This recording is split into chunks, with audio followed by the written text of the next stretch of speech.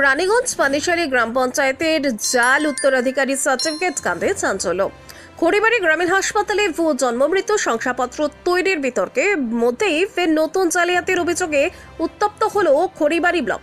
এবার রানীগঞ্জ পানিশালী গ্রাম পঞ্চায়েতের জাল উত্তরাধিকারী সার্টিফিকেট ইস্যু নিয়ে চাঞ্চল্য ছড়িয়েছে। নমস্কার, আপনারা দেখছেন ফানি ট্যাঙ্কি টাইমস।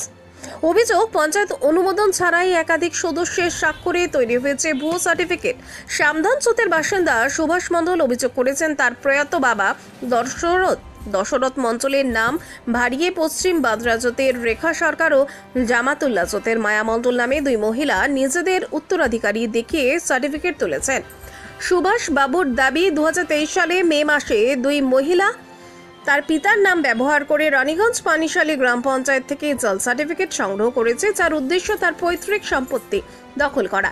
অভিযোগ পেয়ে পঞ্চায়েত প্রধান শান্তনা সিংহ শুক্রবার অভিযুক্তদের ডেকে পাঠালেও তারা হাজির হননি।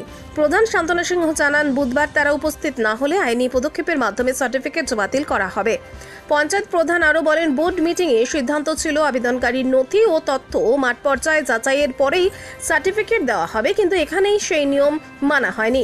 তিনি স্বীকার করেছেন, সদস্য সুস্মিতা মণ্ডলের সুপারিশে সার্টিফিকেট ইস্যু হয়েছিল। স্থানীয়দের প্রশ্ন, যদি পঞ্চায়েতের মধ্যেই এমন জাল সার্টিফিকেট তৈরি হয় তবে সাধারণ মানুষ কোথায় যাবে?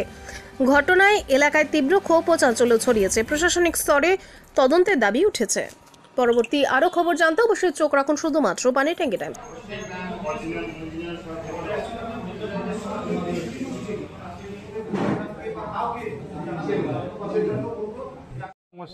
মানে যে আমরা যে দশমূলের যে ওয়ারিশ আর পরিপ্রেক্ষিতে অন্য কারো ওয়ারিশ মানে বের করা হয়েছে আর কি। আচ্ছা, ওইটাই একটা সমস্যা আমাদের।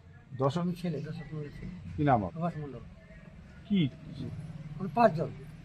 আচ্ছা, এখন এই ওয়ারিশের ব্যাপারটা নিয়ে মানে আমরা চিন্তা ভাবনা করছি, সামাজিকভাবে যদি বৈষয়িক মীমাংসাটা করা যায়। কি ওয়ারিশ? হ্যাঁ, আলাদা বের করেছি, ওই নিয়ে তো সমস্যা। কে বের করে? কিন্তু মায়া মণ্ডল আর কি নাম, রেখা সরকার।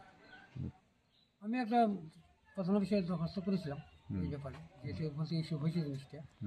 তো ওখানে একটু বসা হয়েছিল এই ব্যাপারে নিয়ে। তো যারা ওয়ারিশ ছিল তারা তো ওই উপস্থিত ছিল না, মীমাংসার ব্যাপারে কোনো আলোচনা হয় না আর কি।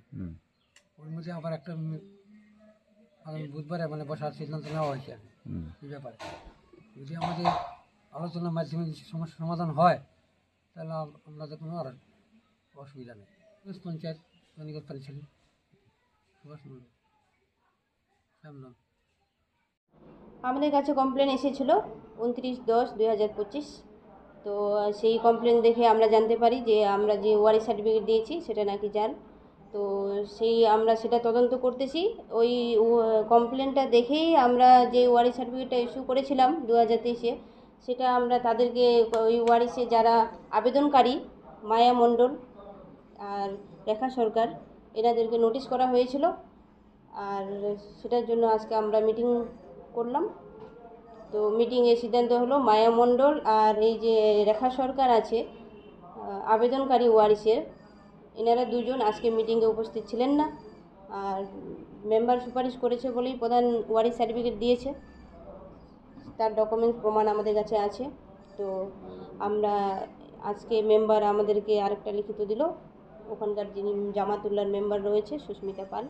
তো উনি বললেন যে কিছুদিন সময় দেওয়া হোক ওনাকে, যে মায়া মণ্ডল আর রেখা সরকার যে দশরথ মণ্ডলের মেয়ে হয় এর প্রমাণ ওনার কাছে রয়েছে। তো এর প্রমাণ উনি নাকি নিয়ে আসবে। তো তার জন্য কিছুদিন আরও সময় দেওয়া হলো, এইগুলো তদন্ত আমরা করতেছি। তো সেই প্রমাণটা আমরা দেখে নিই আগে কী আছে, তারপরে আমরা যারা সঠিক ওয়ারিশ তারা কীভাবে ন্যায় পাবে সেই ব্যবস্থাটা আমরা করব। আমি প্রধান রানীগঞ্জ পানিশালী গ্রাম পঞ্চায়েত।